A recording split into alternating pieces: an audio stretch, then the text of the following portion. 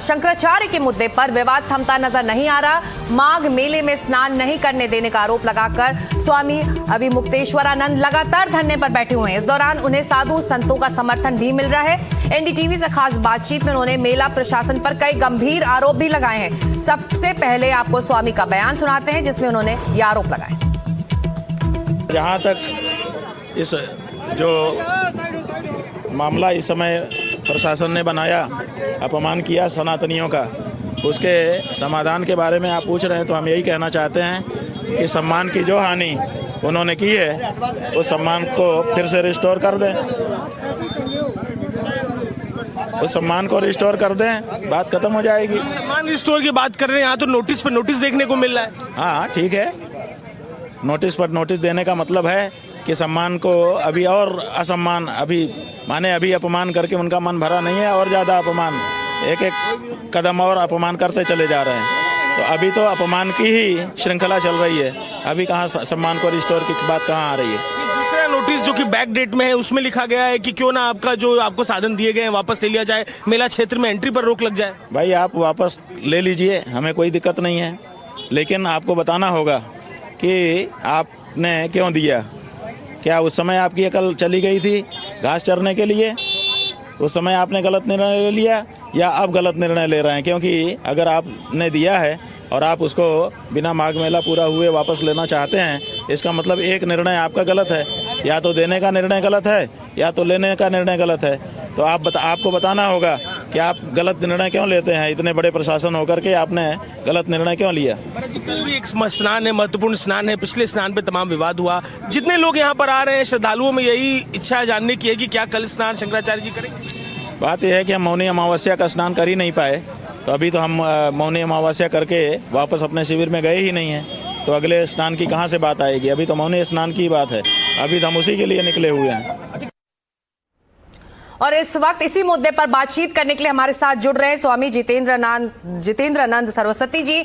जितेंद्रानंद सरस्वती जी, ये जो पूरा विवाद है शंकराचार्य को लेकर, माघ मेले में स्नान को लेकर, क्या वाकई ये एक धर्म युद्ध है या फिर इसमें राजनीति अब चली आ रही है? क्योंकि अखिलेश यादव का बयान अब से कुछ देर पहले भी आ गया है। शुद्ध रूप से राजनीति है। अभी बेचारे ये सो कॉल्ड धर्माचार्य जी 243 सीट बिहार पर चुनाव लड़के लौटे हैं गाय के मुद्दे पर।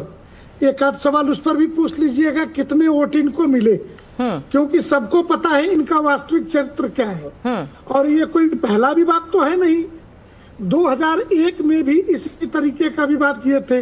2013 के कुंभ में भी चतुष्पीठ शंकराचार्य बनाने को लेकर मेले में विवाद करके उसी अखिलेश यादव जो आजकल इनके खैरा ख्वाह बने हुए हैं उसी ने इनको मेले के बाहर कर दिया था। और बाद में स्वरूपानंद जी मान गए थे और लौट करके मेले में आए थे। इसके बाद 2019 में भी इसी तरीके का इन लोगों ने किया। और अभी भी जो मूल विवाद है कि भाई माघ मेले में शाही स्नान का कोई विधान नहीं है, कोई रथ से नहीं जाता किसी भी तरीके का, और अमावस्या मौनी है तो मुखर होके चिल्लाते हुए जाने का क्या मतलब है। तो ये तो शुद्ध रूप से पॉलिटिक्स है। और आप इनके इर्द गिर्द बैठे हुए लोगों को अपने कैमरे से चिन्हित करा लीजिए।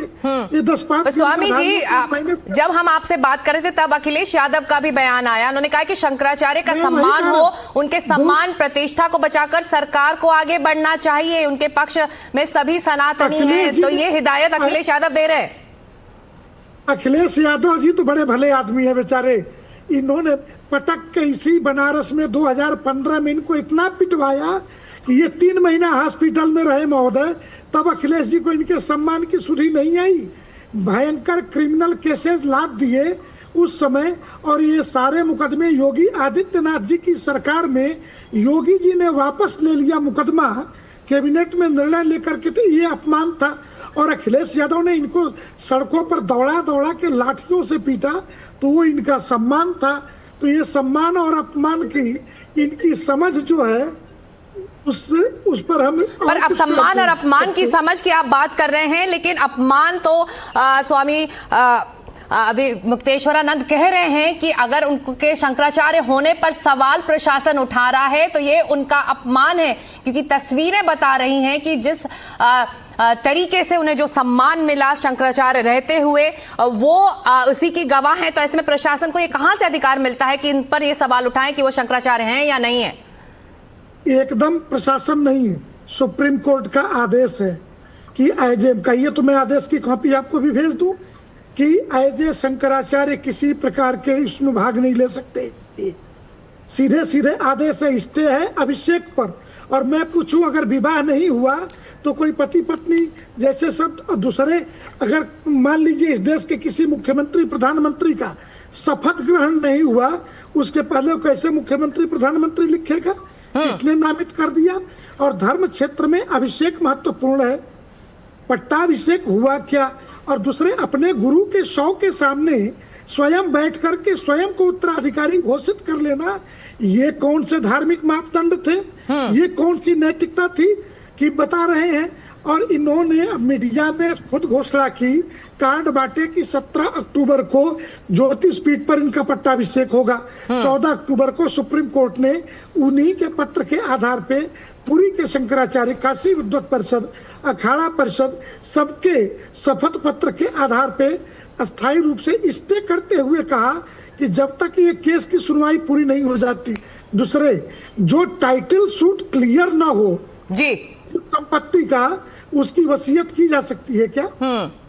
ये तो कोई भी कोर्ट नहीं बताएगा कि इसकी वसीयत हो सकती है। तो स्वरूपानंद जी ने वसीयत किया या नहीं किया, लेकिन स्वरूपानंद जी ने 2020 में मीडिया में पत्र जारी किया, एक चैनल को उन्होंने इंटरव्यू दिया कि न मेरा कोई उत्तराधिकारी है, न मैं किसी को बनाने वाला हूं, और जो लोग स्वयंभू कह रहे हैं वो अपना जाने। ये उनका जारी। पर स्वामी जी, आप ये कह रहे हैं कि क्योंकि ये मैटर सब जुडिस है, सुप्रीम कोर्ट से फैसला आना भी बाकी है, तो प्रशासन का ये सवाल वाजिब है और इसी दिशा में सवाल किया गया है। लेकिन जो बात शंकराचार्य कह रहे हैं कि आप जो उनको शंकराचार्य कहा क्या शिल्पा जी, आप ये ध्यान रखिए कि आप भी कंटेम्प्ट के उसमें आ जाएंगी। चलिए, अभी मुक्तेश्वरानंद जी जो कह रहे हैं, जो उनकी जिद है कि मैं जब तक माफी नहीं मांगी जाएगी, जब तक उनका मान सम्मान नहीं लौटाया जाएगा, वो वहां बैठे रहेंगे। ऐसे में लगातार जो परिक्रमा है, वो राजनीतिक नेता उनके परिक्रमा कर रहे हैं, चाहे वो अखिलेश यादव उनसे बातचीत कर रहे हैं, अजय राय जाके वहां उनसे मिल रहे हैं। तो ऐसे में वो सीधा सवाल आपको मैं सुना देती हूँ। अखिलेश यादव ने आपसे कुछ देर पहले क्या कहा है स्वामी जी, फिर मैं आपके पास लौटूंगी उस पर प्रतिक्रिया के लिए। पहले सुन लेते हैं अखिलेश यादव ने क्या कहा है, जो सवाल उन्होंने उठाए हैं। उन्हें जाकर के शंकराचार्य जी को चरणों में लौट जाना चाहिए। ये जिनके बारे में हमें बता रहे हो आप, अब उनके लिए एक ही सलाह है हमारी, एक तो बाटी चोखा ना खाएं। बाटी चोखा खाया तो 3 जो प्रतिमाएं लगी हैं वैसे खड़ा होना पड़ेगा उन्हें, ना हिलो न डुलो न बोलो। और उन्हें तो चरणों में लौट करके माफी मांगनी चाहिए, क्योंकि जिस सरकार के वो डिप्टी सीएम हैं उन पर कई बार डपट पड़ जाती है, इसलिए सच नहीं बोल पाते हैं। और अगर पूजनीय शंकराचार्य जी के पास चले भी गए तो इतनी बड़ी डपट पड़ेगी कि हो सकता कुर्सी चली जाए। तो डिप्टी सीएम ब्रजेश पाठक के बयान पर यह प्रतिक्रिया है स्वामी जी। अखिलेश यादव कह रहे हैं कि उन्हें शंकराचार्य के सामने नतमस्तक हो जाना चाहिए, माफी मांगनी चाहिए। से अखिलेश यादव नतमस्तक हुए थे, लाठी लेकर के इनके एसपी सीटी सुधाकर यादव ने इनकी हड्डियां तोड़ डाली थी, उसी प्रकार नतमस्तक हो जाना चाहिए। क्या अखिलेश यादव के नतमस्तक की मैं यही परिभाषा करूं? अखिलेश, इनके पिताजी मुलायम सिंह यादव के समय में स्वरूपानंद जी चुनार के किले में महीनों गिरफ्तार करके रखे गए थे, उसी प्रकार का नतमस्तक होना चाहिए क्या? ये अखिलेश जी क्या बोलते हैं, क्या करते हैं, ये राजनीति। और हमें लगता है कि ये सब और जितने क्रिमिनल केसेस लादे अखिलेश यादव ने लादे मुक्तेश्वरानंद के ऊपर, और किसी ने तो लादे नहीं। तो ये जो घड़ियाली आंसू है हिंदू साधु संत के प्रति दिखाने का, वो स्वामी जितेंद्रानंद जी, ऐसे में जो लगातार सवाल बन रहा है, जो आप कह रहे हैं कि ये मैटर सब जुडिस है कि अभी मुक्तेश्वरानंद शंकराचार्य हैं या नहीं, तो इसके आधार क्या हैं, फैक्ट्स क्या हैं इस वक्त जिस पर सुनवाई सुप्रीम कोर्ट में चल रही है, जिसके आधार पर अब ये फैसला आना है कि इनके शंकराचार्य ने कहा जाए या ना कहा जाए, उन्हें यह ओहदा मिले या ना मिले? हाई कोर्ट के अंदर एक मुकदमा था इनके गुरु स्वामी स्वरूपानंद सरस्वती वर्सेज स्वामी वासुदेवानंद सरस्वती, इन दोनों में शंकराचार्य कौन है? तो कोर्ट में 2 जजों की बेंच थी, जस्टिस सुधीर अग्रवाल, जस्टिस ठाकुर। तो इन दोनों जजों ने फैसला लिखा कि स्वामी स्वरूपानंद इज ए इलीगल, क्योंकि ब्रह्मानंद सरस्वती की विरासत में उनके वसीयत के अनुसार सुप्रीम कोर्ट के आदेश से बकायदा स्वामी शांतानंद सरस्वती पीठ पर विराजित हैं। तो ऐसी परिस्थिति में स्वरूपानंद जी अपनी नियुक्ति जो बता रहे हो झूठ और अवैध है, परंतु कहते हैं कि स्वामी वासुदेवानंद सरस्वती अयोग्य है, ये सुधीर अग्रवाल कहते हैं जी। जस्टिस ठाकुर कहते हैं कि योग्य भी है और शंकराचार्य होने के स्थिति में भी है, परंपरा से है।